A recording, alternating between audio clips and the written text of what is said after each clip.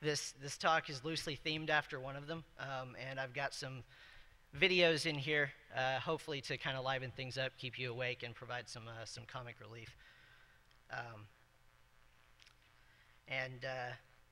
If you don't already know which movie this is themed after, you're probably going to find the video clips a lot less amusing than I have.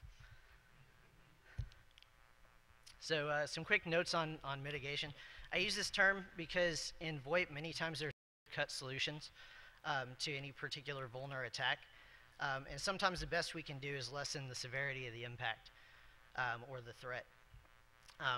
Because of the design goals of most VoIP systems and protocols, it includes global connectivity between devices. So, and it also includes convergence with other types of communications mediums like IM, email, and customer relation applications.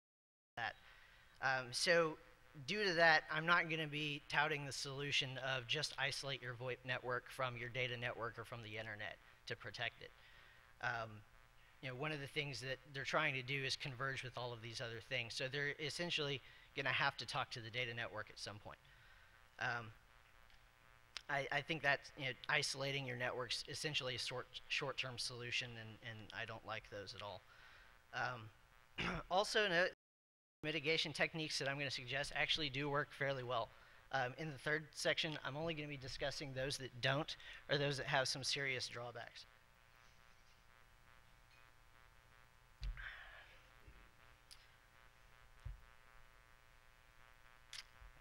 All right, so here's the part where I attempt to cover my ass and say that all of these clips are copyright Warner Brothers, at least all the video clips.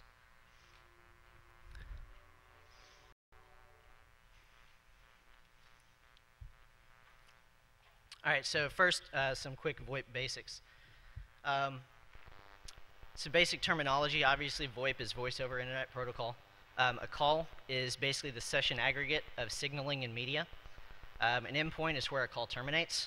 Soft phone is usually a VoIP phone implemented entirely in software. And a hard phone is a VoIP phone with a physical presence like that would be sitting at your office.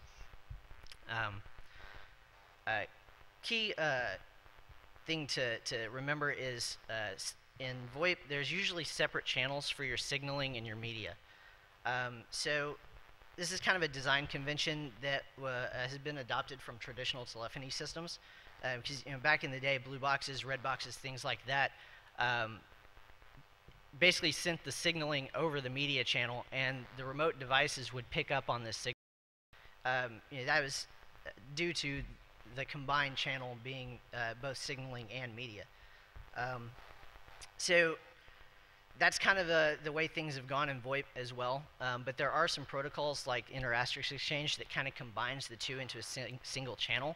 Although that's a little bit misleading because within that channel, they're still separate by like different message types because it's basically a data protocol.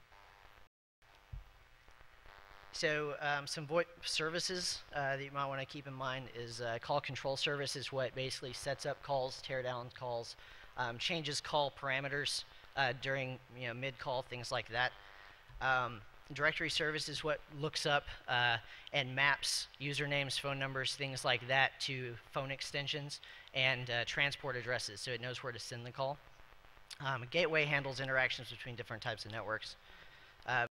Network services, usually when you're talking about in VoIP, kind of mean the underlying network services like DNS, TFTP, DHCP, all of your traditional network services.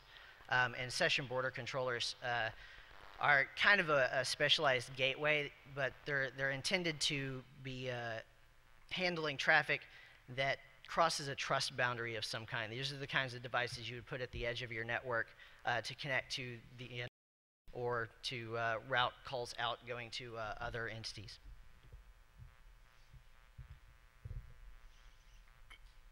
So some protocols and ports. Session initiation protocol is a big one. It's grown quite a bit over the last few years. Session description protocol essentially runs within that and describes the session. SIP handles setting up the session. Session description protocol handles coordinating the parameters of the session.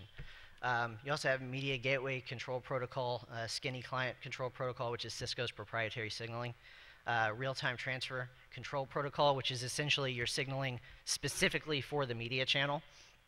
And then you have your media protocols, which right now most things use RTP or SRTP. And then, like I mentioned earlier, you've got hybrid protocols. One that wasn't on that slide because it won't fit with everything else is H323. It's basically a protocol suite. It's got a lot of different signaling protocols in it, and it also uses RTP for the media. Some audio codecs. You don't need to know all of these. Basically, what you need to take away from this slide is there's a lot of them, and different devices support different codecs. Which one to use for the media channel is usually negotiated between devices in like the session protocol that I mentioned earlier. Finally, for the VoIP basics part, some architectures. You have an architecture which is referred to as intelligent endpoint. That basically means that all of the, or most of the logic is in the user agent device, the endpoint device. It knows how to forward calls, it knows what to do when it receives a call, all of that kind of stuff. It has its own dial plan. Some examples, H323 and SIP. You also have a device control architecture, which basically means the phone is dumb. It doesn't do anything unless the call server tells it to. If you pick up the phone and you press the number 2, it tells the call server that you press the number 2, and the call server then tells the phone, okay, play the DTMF for number 2. It doesn't even play, you know, the DTMF for you unless the call server tells it to. You've also got some peer-to-peer architectures. Right now, there's not a whole lot of real true peer-to-peer VoIP architectures, but there's a couple being worked on. And then again, you've got hybrid mixed of all of the above. All right, so without further ado, I'll go on to the attacks. First, I'm going to talk about attacks against availability or denial of service attacks. And I think I have to turn some volume up.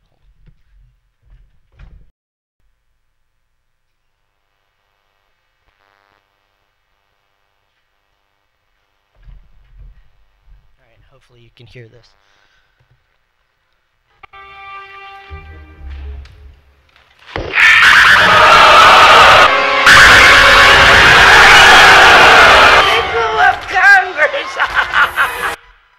Okay, maybe I got it a little too loud, but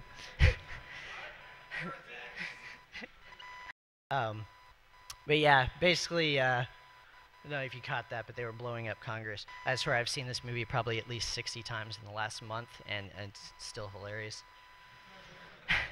So the first attack I'm going to talk about is device flooding, and I'm going to turn this down just a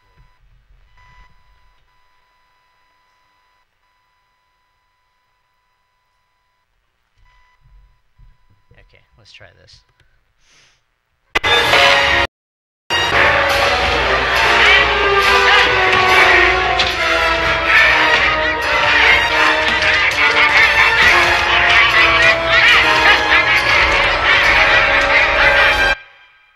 All right, flood of Martians. Okay, so first, you know, most hard phones are still relatively expensive to produce. Because of this, they're made as cheaply as possible and with just enough processing power to really do the job. Also, due to the nature of VoIP services, you know, certain functionality has to be available to unknown and unauthenticated parties. So, you know, to perform a flood attack against a VoIP system, you know, two general methods are available. You can either flood the device with VoIP protocol messages like, you know, SIP invite, SIP options, register. Those are all good. Also, you know, if you can identify the open RTP ports, you can start flooding the media channel with RTP packets. That's run over UDP, so it's completely, you know, essentially stateless there. Yeah, or you can flood the device with network packets like your traditional SYN floods, things like that. The effect of flood attacks usually results in degraded call quality or jittery or choppy audio. Or the device will crash or otherwise respond poorly. Keep in mind that excuse me. Keep in mind that because VoIP is essentially a suite of media applications running over a data network, most attacks against the data network are also applicable.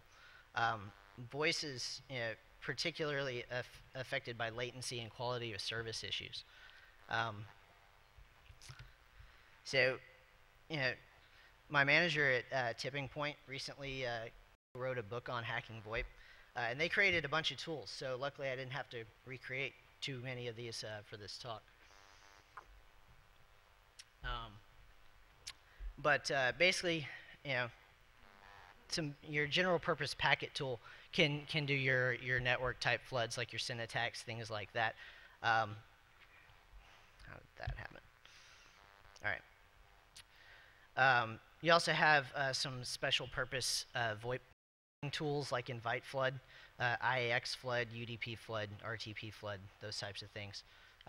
You can go grab any of those and play with those.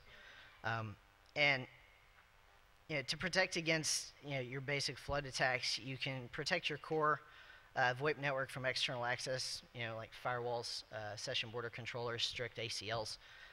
You can also rate limit offensive traffic at similar points of control. I know I said at the beginning that I wouldn't use the so isolate your network solution, but in this case I'm referring to the network layer, not necessarily the VoIP services themselves. All right, so next I'm going to talk about fuzzing. I'm not going to talk too much about this because it's been talked about a lot over the past 2.5, 3 years at various conferences. Basically, like I said earlier, VoIP is in its relative infancy. Protocol stacks are simply poorly implemented, and they're fairly immature. While core devices and servers tend to be a little more resilient to this type of thing, many of them use the same protocol stacks as the endpoint if they're from the same vendor. And if it's going to affect the endpoint device, it'll probably affect the server as well. So basically, you fuzz the devices and you find the bugs, and that's just fuzzing. So some tools, some specifically SIP fuzzing tools is the Protoss suite. It'll fuzz SIP. There's also one for HTTP and SNMP, which are frequently used within VoIP architectures. There's an RTP specific one called Oreworm. There's a fuzzy packet, which is a RTP fuzzer, which has a built-in ARP poisoner. So if you're doing any of those types of layer 2 attacks, that is built in. And then there's just a ton of other tools. There's this wiki here, which will probably be touched on in the fuzzing talk here at ToorCon also. And there's a few ways to help mitigate against fuzzing. First, you can use open source soft phones and hard phone firmware, because at least then you can look at it yourself. You can see if it's got issues. If you find the issues, you can hopefully report them to the maintainers and have them fixed relatively quickly. If you use a specific vendor, you can demand resilient devices from them. I don't know how well that will work, but you can try. You can also ask them about their QA processes.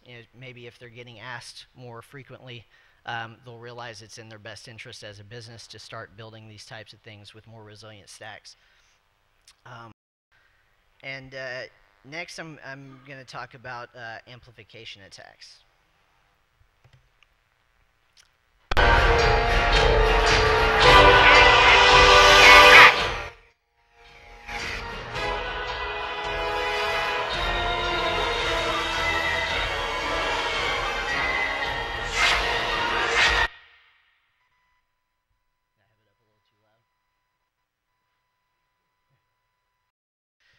So yeah, giant robots are cool. Because many protocols provide unauthenticated functionality to unknown parties, and many of these protocols use a connectionless transport, it makes it quite trivial to spoof the source address of your packets as your victim and have multiple devices that are receiving those packets respond directly to them. Invoking functionality that responds with a much is your basic amplification attack.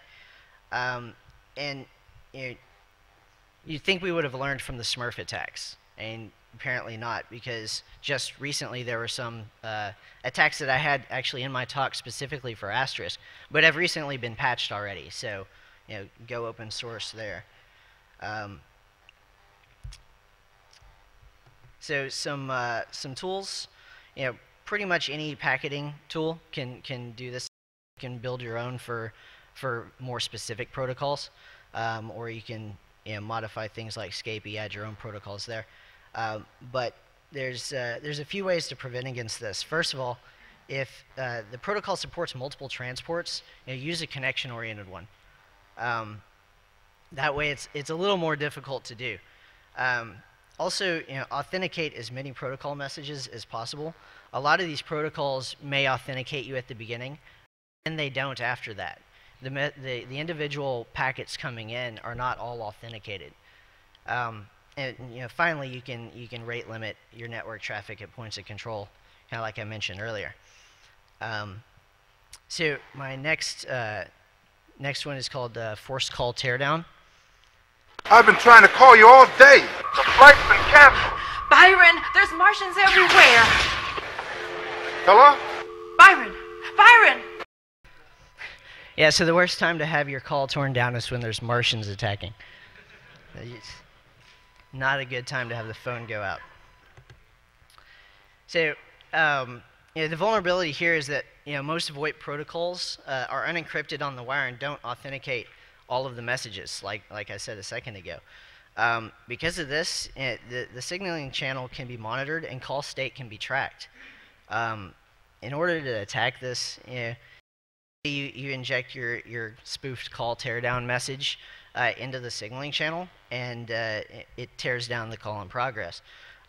Some effective messages for SIP are buy. There's a message actually called buy which tears down the call. Skinny has one called reset, and IAX has one called hang up. Basically, when this attack is successful, the target endpoint of the call thinks that the remote device has sent it the message to terminate the call, so it goes ahead and does so, and it essentially ends the call prematurely. There's a couple of different tools that can perform this attack. Teardown is a SIP buy message injector. SIP kill is also a SIP buy message injector, but it also supports injecting other types of SIP messages that will do essentially the same thing. And SIP proxy kill is basically a modified version of SIP kill, but it's to target specifically proxies. So some ways to prevent against this are obviously encrypting your signaling channel. And also, if you're not encrypting your signaling channel, authenticate all your signaling messages again. If it's related to an established call, you really should authenticate every message. So the next section is basically attacks against integrity. The first one is kind of a more generalized version of the one I just talked about, which is signaling manipulation. The forced call teardown was basically the same thing, but there's a lot of other things you can do with manipulating the signaling.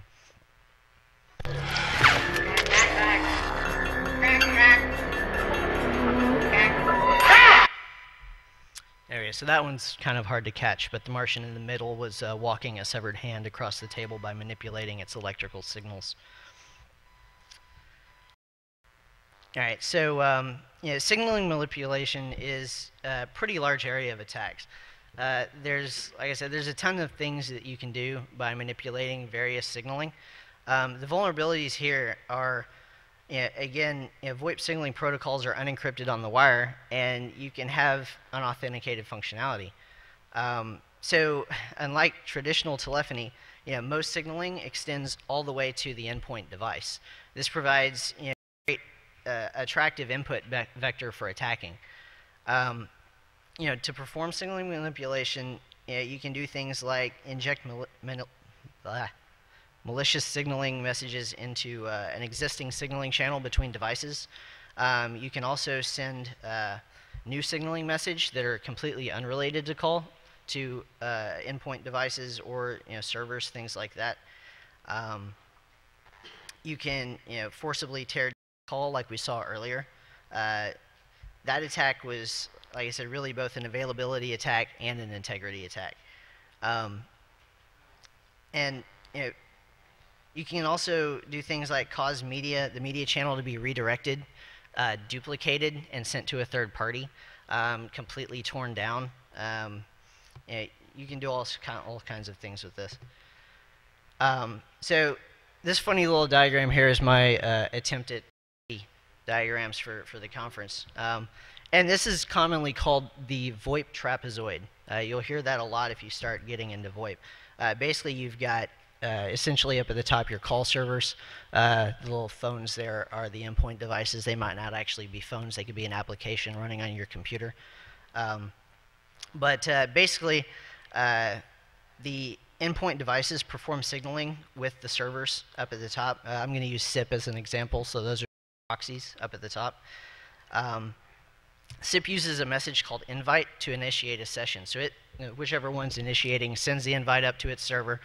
It looks up, figures out where to route the call, sends it over to that entity's call server, which then figures out, okay, this user, where is his phone? Where do I need to route this call? And routes it down to that phone.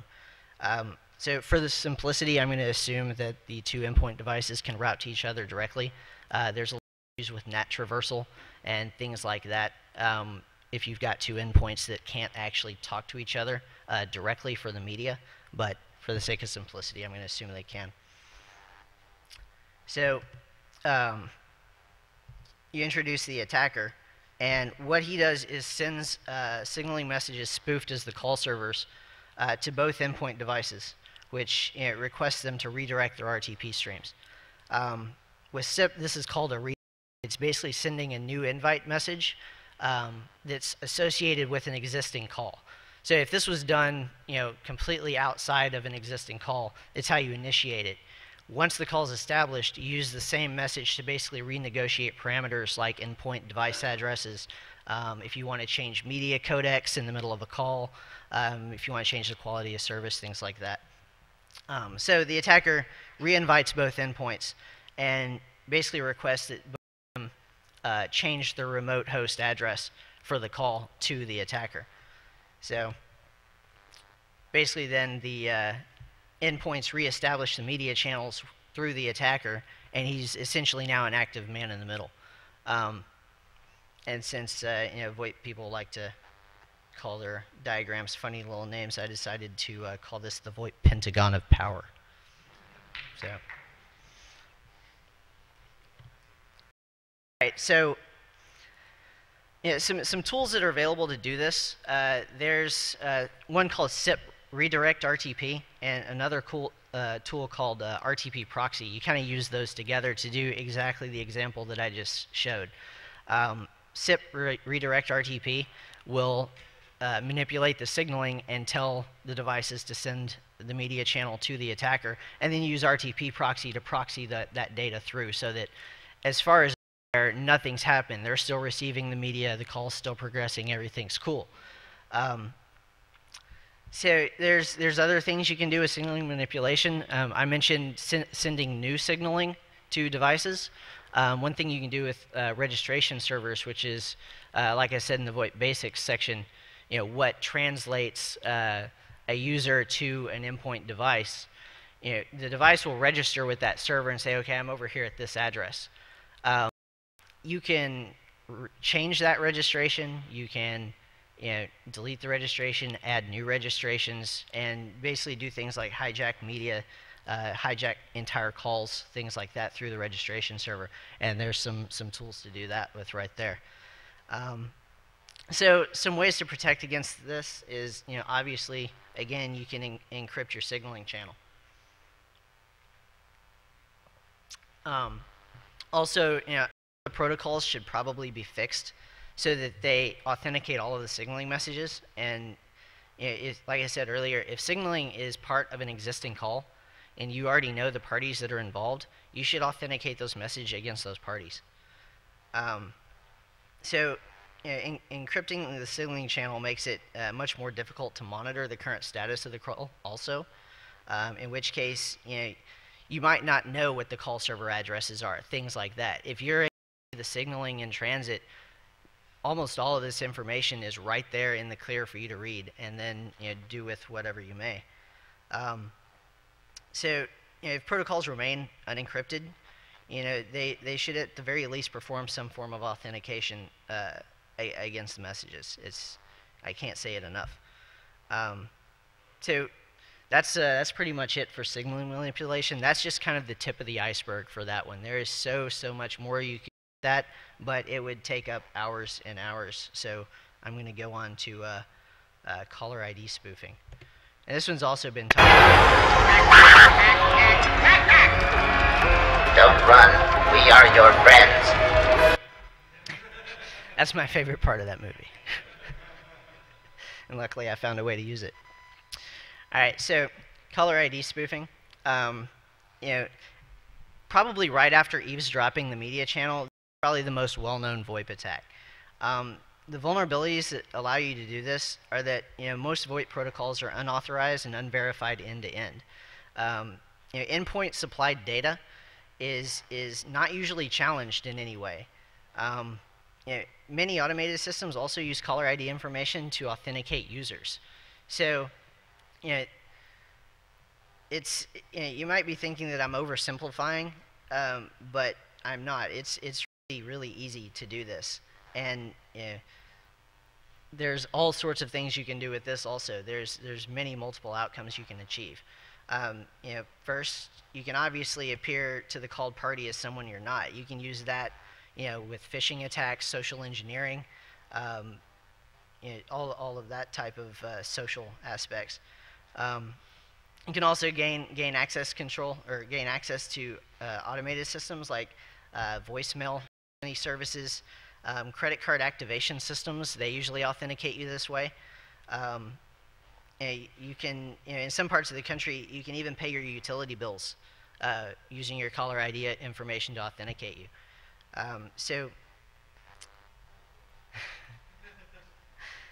in some part,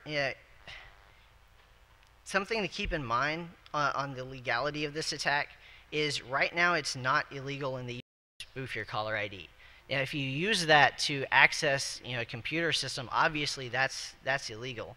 But in June, the U.S. House of Representatives approved a bill that would actually make it a crime to maliciously falsify your caller ID as it would be seen by the recipient of a call.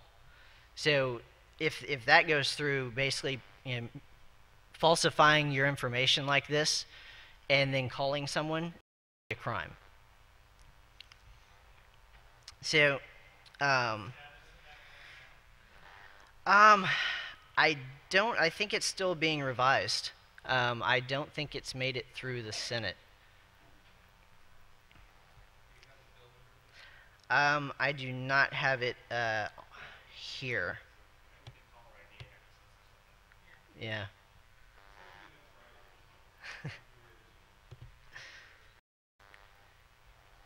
Alright, so remember when I told you that this was easy? Almost all of the soft phones will let you set your caller ID information. It's basically expected functionality of a soft phone. There's also some VoIP service providers out there that will honor the caller ID information that you pass to them, which will then route your calls into the regular PSTN network. And there's one of them right there that if you want to use it. There's also some businesses that have kind of sprung up around this attack. Spoofcard.com will actually spoof your caller ID for you, and you don't even have to do it yourself. Oh yeah, what's the bill number? HR 5126. That's the caller ID bill. All right, so some thoughts on mitigation here. If you're service provider, don't use caller ID information to authenticate your users. It can obviously be faked. If you're a VoIP service provider, don't honor the caller ID information that's passed to you by your users. You know who they are because they're authenticating with your systems. Reset it to something legitimate for their account. And if you're a VoIP user, don't trust that caller ID information is accurate to identify who's calling you. It's just way too easy to fake. All right, so next we're going to talk about some confidentiality attacks. First, it's probably, like I said, the most well-known VoIP attack is called eavesdropping the media channel.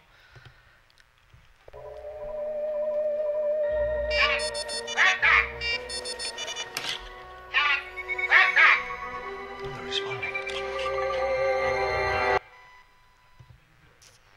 All right, so the problem here is that most VoIP systems currently use RTP, which is running under UDP and is normally unencrypted. Because of this, any third party along the media path can sniff the network traffic and reconstruct the media out of those packets and just put it into an audio file .wav whatever and then play it in Winamp or whatever. So obviously to perform this attack, all you have to do is be able to sniff and record the traffic. Format it correctly. Also note that within VoIP systems, signaling and media are usually separated. So if you can see the signaling and you can't see the media, you combine this with the signaling manipulation attacks earlier to redirect the media, and then you can see it. So at that point, you can redirect it, output it to a file and play it. So basically what all this means is that calls using RTP are not and can be eavesdropped. So here's a quick example using Wireshark. And this is a packet capture from the Wireshark wiki. It's an example packet capture. You can go grab it, load it in, and do exactly this example. Basically, there under the statistics menu is RTP and then show all streams. That'll analyze the packet capture and show you all of the RTP sessions. Next, you basically pick out which you want to look at and hit analyze. It then gives you this window where you hit save payload, and then it will prompt you there to decide what format you want to save it in and whether you want just that channel or if you also want its associated media channel going in the other direction, which you probably do if you want to hear the entire conversation. Otherwise, you'll just get one party. But that's literally how simple it is. So some tools. Obviously, I just showed you Ethereal Wireshark. There's also Cane Enable. Vomit is specifically for Cisco devices, and EtherPeak VX does something similar. And to mitigate it against this, obviously you want to encrypt your media channel. If your VoIP infrastructure supports SRTP, you should be using it. So the next attack is directory enumeration. It's basically a good way to identify users of a VoIP system, what extensions they can be reached at, where their devices are, that kind of stuff. First, many signaling protocols provide unauthenticated functionality. Sometimes they also respond differently to valid versus invalid usernames. And again, these tend to be unencrypted on the wire while all these transactions are taking place. So an active way to perform this attack is to send specially crafted messages to the registration server and see what you get back. With SIP, you can send options, invite, register, those types of things. And it kind of works much like the old SMTP verify command. You basically send it a username, and then you can tell whether that user is valid or not. You can also perform this attack passively, just watching the transactions on the wires. Like I said, most of them are unencrypted. If you just sit there and watch, you'll see usernames flying across the wire, going to the registration server saying, okay, this user is now at this device, or this user has changed to this device. So registration messages by definition contain that information. And obviously you can use this, this information in more targeted attacks against those specific users. So here's a quick example using SIP. If you send this options message to a SIP registration server, it will basically respond with, SIP's kind of like HTTP. It's got similar response codes. So if the user's not there, it'll respond with a 404 not found. If the user was there, you could expect something in the 200 range, which is SIP's success message range. So some interesting tools to do this. SIP-crack is passive. It'll actually sit there and sniff the network traffic for the usernames and then attempt to crack their passwords.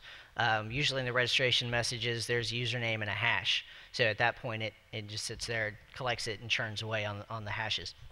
A tool I recently wrote called Enumeration kind of does a similar thing against asterisk IAX protocol. It sends a register request against the server and then listens for what's coming back. Interesting thing about IAX is it responds not only differently between valid and invalid usernames, it also responds differently whether that user has a password or does not. So not only can you tell if the user is valid, you can tell whether it requires a password to log in, or if you can just log in with the username and no password.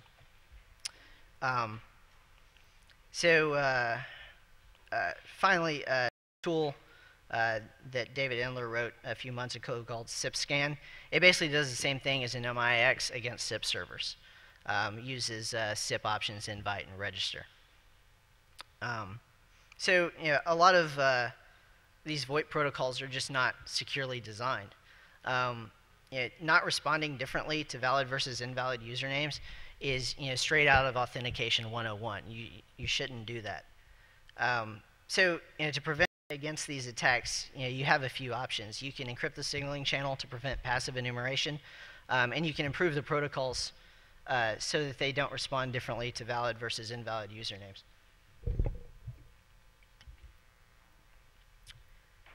All right, so now I'm going to talk about configuration disclosure attack against the infrastructure. I'm also going to talk about against the endpoint devices in a minute. So an interesting thing to note hard phones is that they use either TFTP or FTP to download their configuration file and their firmware image. That usually happens when they boot. TFTP is an insecure protocol. It doesn't require you to authenticate, and it's unencrypted on the wire. If you're using slightly better FTP, it's a little better because it requires authentication, but it's also unencrypted. To perform this attack, if the device is using FTP, first you need to sniff its login credentials. But because it's unencrypted, that's really not that difficult. If the device is using TFTP, you'll also need to sniff or guess the file names of its configuration and firmware that it's trying to receive. Once you've done that little bit of reconnaissance, you can basically grab the files directly from the file server, or you can just forego all that and reconstruct the files directly from the wire, since you're sitting there sniffing the traffic anyway. Obviously that requires that you somehow get the phone to perform this boot operation. But I'll talk about that in a few minutes. So you're probably wondering what all is contained in these files that would be useful information. There's usually usernames and passwords for authenticating network.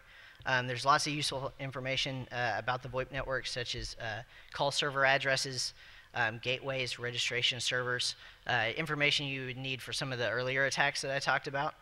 And there's usually some information about what services the VoIP network is providing to that device. Some phones that make use of TFTP are Cisco IP phones and 3Coms phones, while Polycom tends to use FTP from what I've seen. Some tools to do this: obviously your packet sniffer again. You can use a little deductive reasoning for guessing file names. Usually Cisco phones have file names based on the MAC address of the device that's requesting them. So if you can see the device doing things and you know what its MAC address is, you can basically then tell exactly what file name it's going to go try to grab from the server. And if those files don't exist, which are usually there for specific configuration, there's also a set of defaults that it'll grab if those aren't there.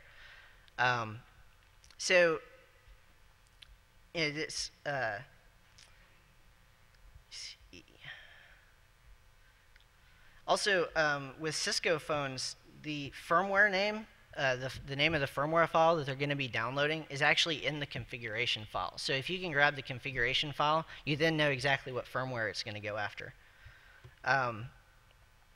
Also,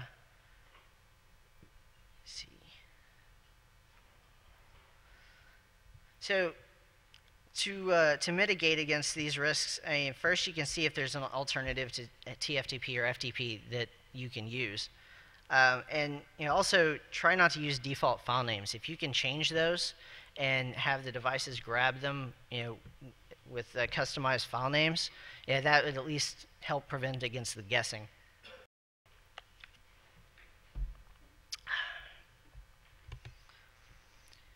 All right, so now I'm going to talk about kind of the same thing, except targeted at the endpoint device instead of the infrastructure. The problems here are that many hard phones provide information via HTTP, SNMP, and other management type protocols. Also, a lot of vendors even leave the VxWorks remote debugging port open on these devices, or at least a VxWorks console through Telnet or something like that. So to attack this, you can obviously try pointing a browser at it, SNMP walking it, or attaching a VxWorks debugger if the port's open.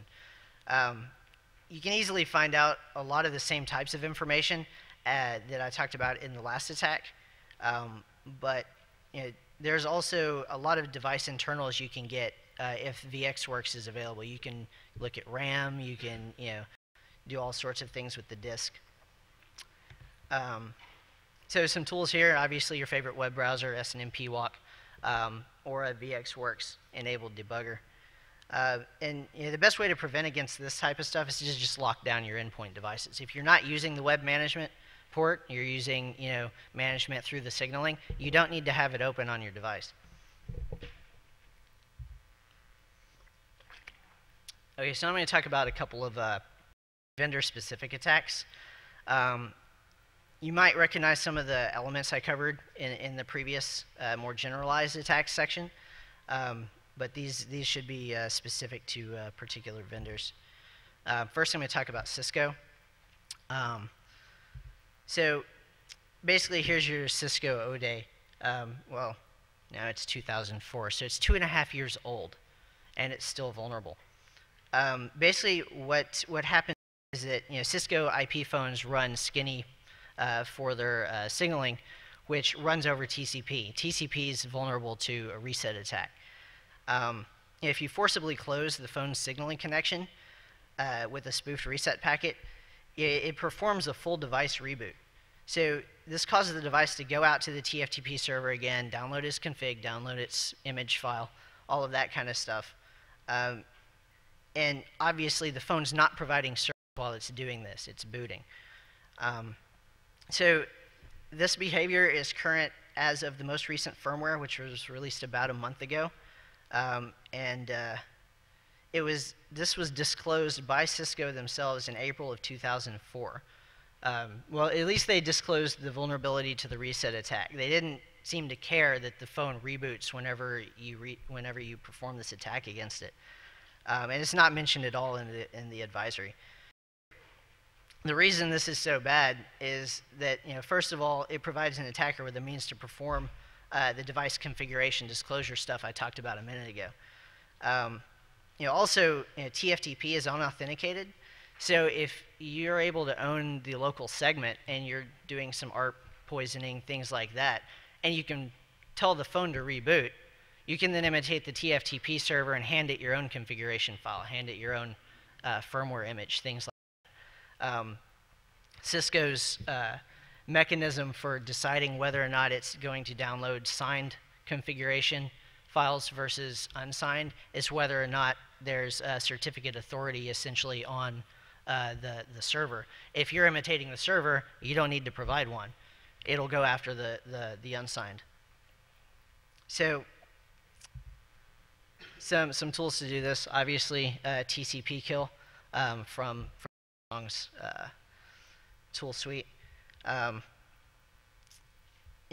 vendor's response to this was that they addressed the issue in accordance with the IETF's recommendation, which basically tells you to challenge the reset by sending a reset ACK and then expect another reset. Really all that does is make the attack a little bit more difficult. TCP kill plows right through that. It doesn't really care. So the attack is slightly harder, but by much. Also, what Cisco needs to do is have the phones perform like they do if you perform an ICMP unreachable reset. They basically just reconnect the session. So it behaves slightly differently between an ICMP reset versus a spoofed reset, TCP reset attack. So the next one is a vendor called FiWin. This one's a little more recent than 2.5 years. They make a Wi-Fi phone that speaks SIP and Skype. They left the VxWorks debug console open, and this happens all the time. You wouldn't believe how many of these phones coming out have this enabled. So, in addition to that, they have a hard-coded username and password of 1 and 1. So, yeah, that's fun. Yeah, like I said, this is so, kind of indicative of the current. This kind of thing happens all the time. I mean, a lot of these vendors are just new to the market, new to this industry, and they don't lock down their devices before shipping. I personally don't focus too much on endpoint devices because there's another researcher named Sean who actually focuses almost entirely on endpoint devices. So I try to stay focusing on protocols and infrastructure and things like that. I think he's actually speaking at NoCon Name yesterday. Dropped a couple very similar to this. So basically you tell it to the device, you log in with 1 and 1, and at that point you've got VxWorks console access. You can look at RAM, you can format the disk, you can do whatever you want to do. It's wide open essentially. So all you need to do this is a telnet client. So far there's been no vendor response both to him and myself. We've both tried. There's so some things you can do if you happen to actually be using this phone to mitigate it. You can kind of fix the problem by disabling the console port. You log in and you issue this command, and it basically no longer lets you log in, but you can still connect to the port and see debug messages. So it's not a complete fix. Also, you can try updating the firmware, but this currently has some issues also.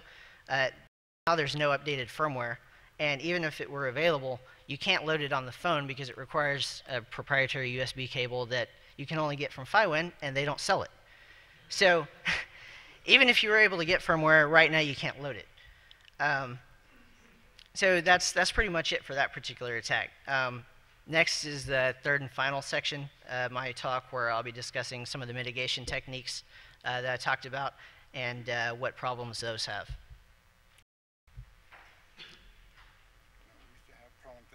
No audio.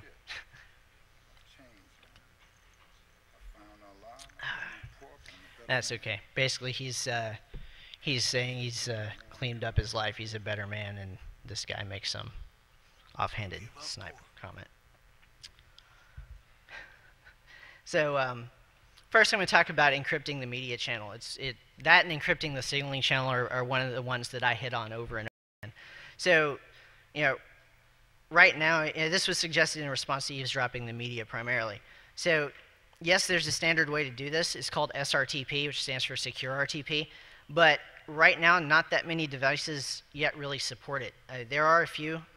This is definitely moving in the right direction. But one of the reasons that not many devices support it is there's no standard way to negotiate or send the set for the media. There's a couple of different protocols proposals on the table, which is kind of hindering adoption, and people are waiting to see which one becomes the dominant one before they actually implement.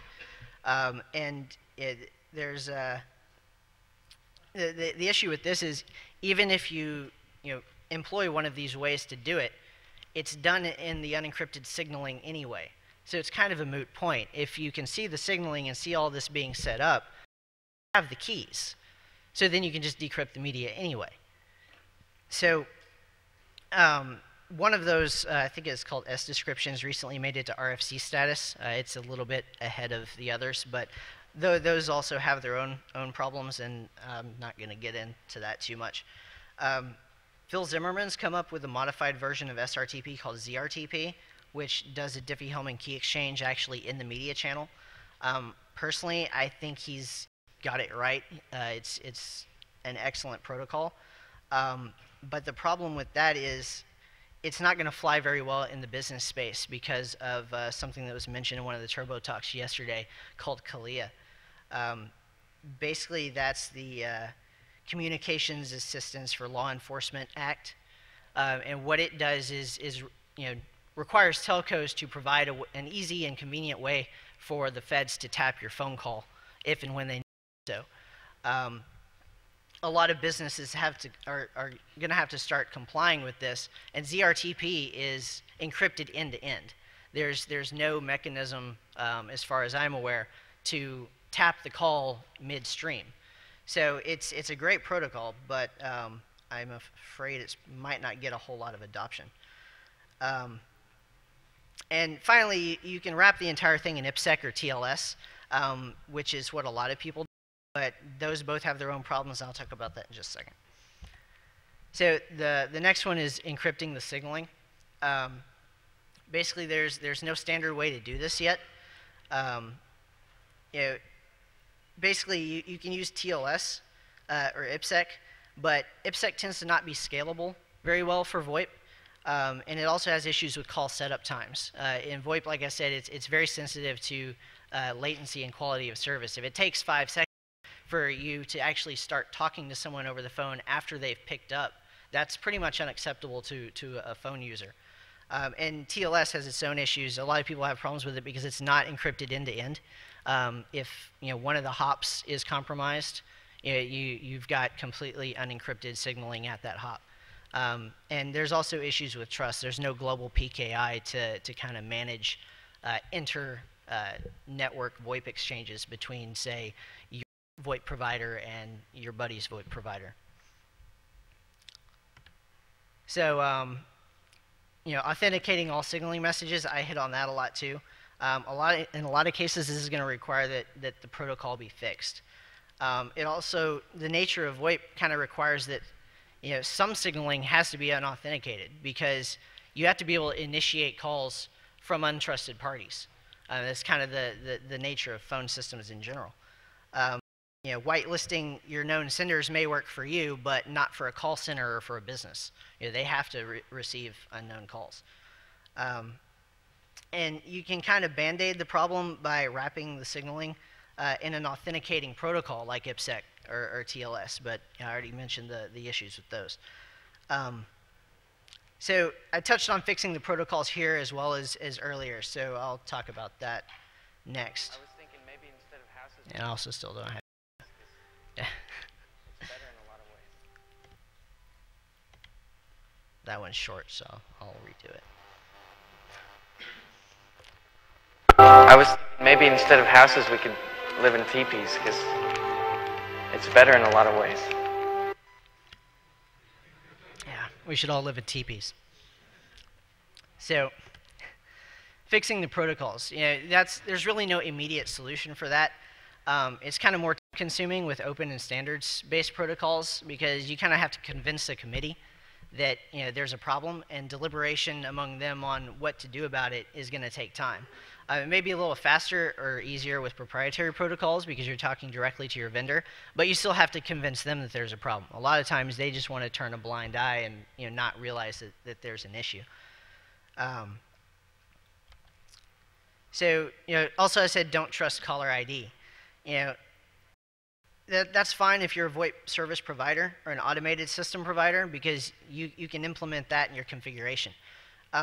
Unfortunately, that's not so good for end users because they've been trained since the early 90s or so when caller ID was introduced that the information that shows up on your phone is who's calling you. Okay, apparently I am out of time. I've got my 2 slides left, so I'm going to run through these. But that's it for that one. Unfortunately, there's no open source hard phone firmware as far as I'm aware. So that's pretty much out. You have to use your vendor's hard phone. And like I said earlier, demanding resilient devices doesn't really work very well. Rate limiting, low rate floods are still effective. It only takes one call setup message, a couple of seconds to make your phone ring constantly. The phone, but it's DOSing the user. And don't use TFTP or FTP. A lot of times there's no alternative. That's just what the vendors use, so you're kind of stuck there. So basically the overall VoIP landscape is fairly insecure. It's got a lot of fundamental protocol issues, and there's work being done to secure these things and fix these things, but the rapid adoption of VoIP and creation of new features, new phones, things like that, is far outpacing what's being done to secure them. And I don't have any time for Q&A. I'm out of time, but if you want to find me afterwards, I'll be happy to discuss with anyone. Thank you.